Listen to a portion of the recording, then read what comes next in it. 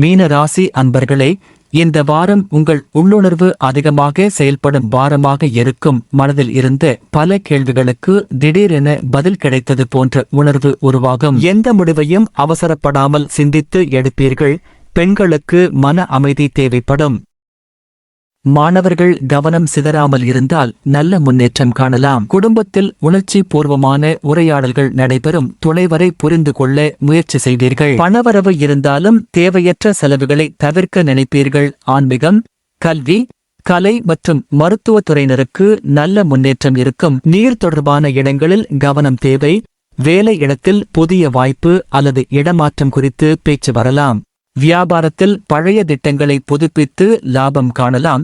வியாழக்கிழமையன்று ஸ்ரீ ரங்கநாதருக்கு துளசி மாலை சமர்ப்பித்து நெய் தீபம் ஏற்றி வழிபட்டால் பொருளாதார முன்னேற்றம் கிடைக்கும்.